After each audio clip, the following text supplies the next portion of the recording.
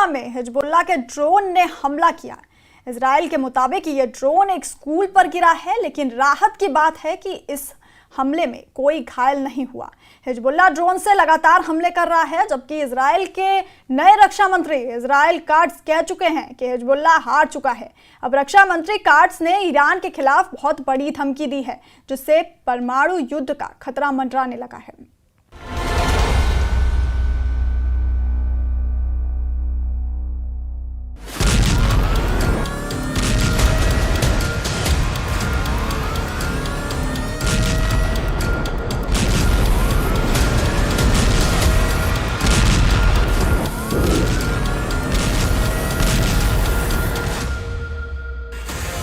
Netanyahu ने रक्षा मंत्री बदला और शुरू हो गया परमाणु युद्ध का पहला सबसे बड़ा खतरा।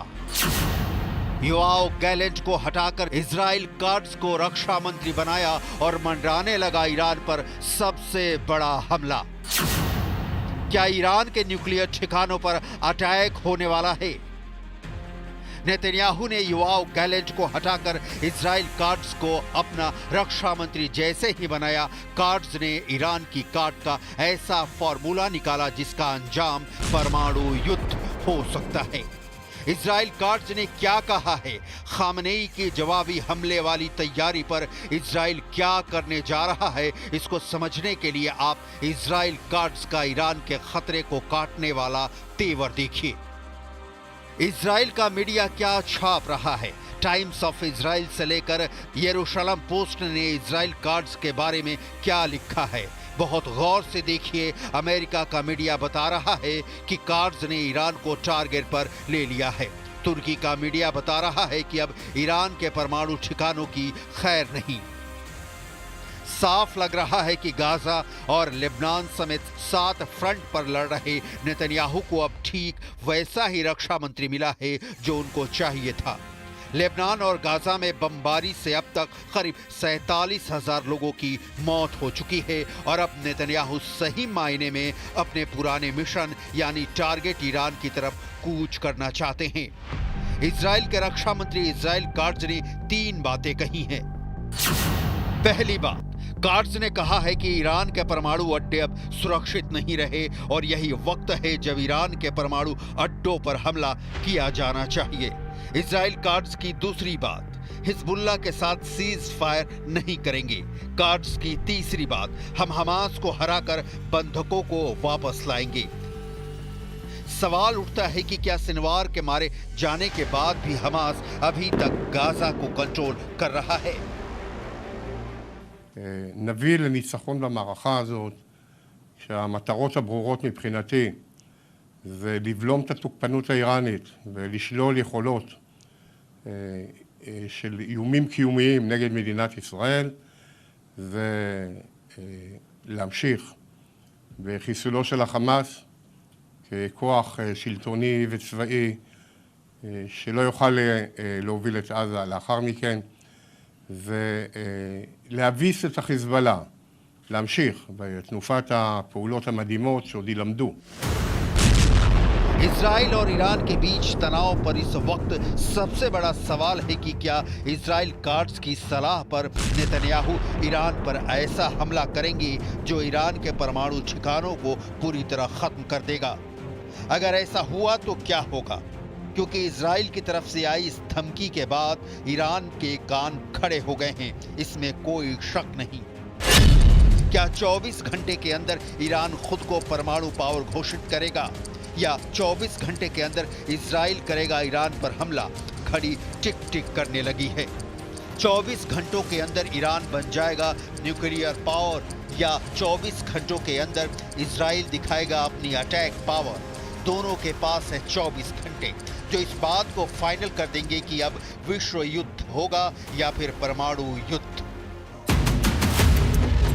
इसमें कोई शक नहीं कि परमाणु टारगेट्स पर हमले की बात ईरान से ज्यादा अमेरिका के लिए बड़ी फिक्र की बात है। उसे खतरा है कि ऐसे हमले पूरी दुनिया को विश्व युद्ध में झोंक सकते हैं, क्योंकि जब ईरान वापस पलटवार करेगा तो उसने इजराइल को पूरी तरह तबाह करने की बात कही है। ऐसे में क्या ये युद्ध परमाणु टकराव की तरफ बढ़ रहा है, इसकी चिंता पूरी दुनिया में फैल चुकी है। कोई शक नहीं कि परमाणु बम को लेकर ईरान वाले खतरे ने इजराइल और अमेरिका का डर वाला मीटर रेड लेवल पर ले गया है। इस कांटे पर इतना प्रेशर है कि ये कभी भी वर्ल्ड वॉर बनकर टूट सकता है।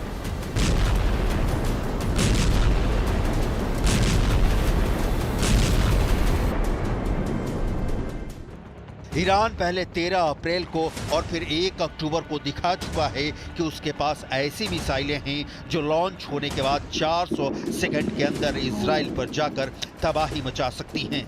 ऐसे में ईरान के तमाम परमाणु ठिकाने फौरन तबाह कर दिए जाएं, यही अब इजराइल का फोकस है। अभी ईरान ने 6 स्पॉट पर न्यूक्लियर रिएक्टर लगाए हैं, लेकिन इनमें से 2 अहम साइट हैं। पहली जगह है नतांज और दूसरी जगह है फोर्डो। यहाँ है अंडरग्राउंड न्यूक्लियर साइट, जहाँ ईरान सबसे ज्यादा गुणवत्ता के यूरेनियम संवर्धन करता है। इजराइल चाहेगा कि वो पहली फुर्सत में ईरान के इन परमाणु अड्डों को पहले ही स्ट्राइक में तबाह कर दे। ये वो जगह है जहां बेहतर क्वालिटी यानी बम बनाने के लिए बेहतर यूरेनियम तैयार किया जाता है। ये नतांज न्यूक्लियर साइट की 2002 की तस्वीर है। 2002 से 2020 तक इस साइट का ईरान ने बहुत विस्तार किया है।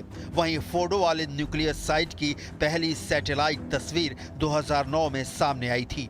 यहाँ भी 2002 से 2020 तक ईरान ने काफी काम आगे बढ़ाया है।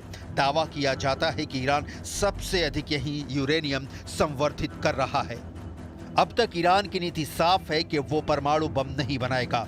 सुप्रीम लीडर अली खामनेई भी इसे बार बार दोहरा चुके हैं, लेकिन अब हालात अलग हैं। अब दुश्मन सामने है और खतरा ईरान के परमाणु अड्डों को भी है। सवाल है कि क्या खामनेई अपनी नीति बदलने पर मजबूर हो जाएंगे, क्योंकि खामनेई के सलाहकार ने ऐसा इशारा किया है कि अगर ईरान के अस्तित्व पर खतरा पैदा हुआ तो वो अपनी परमाणु नीति बदल सकता है। ईरान के पास अभी एटम बम है या नहीं, ये बात पुख्ता तौर पर अमेरिका भी नहीं जानता, लेकिन इजराइल के पास एटम बम है, लेकिन इससे कोई इनकार भी नहीं करता। दावे के मुताबिक आज की तारीख में इजराइल के शांत रेगिस्तान में नेगेव परमाणु रिसर्च सेंटर है, जहां ताकतवर हथियार बनाने का काम किया जाता है।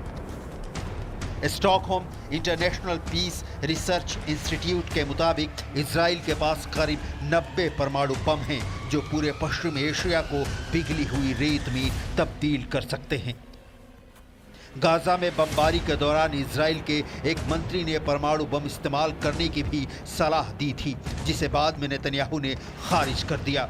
लेकिन अब कार्ड्स के तेवर से साबित हो जाता है कि इजराइल परमाणु युद्ध करने के लिए भी तैयार है, क्योंकि जब ईरान के न्यूक्लियर ठिकाने फटेंगे तो इसकी गूंज मॉस्को और वाशिंगटन डीसी तक जाएगी।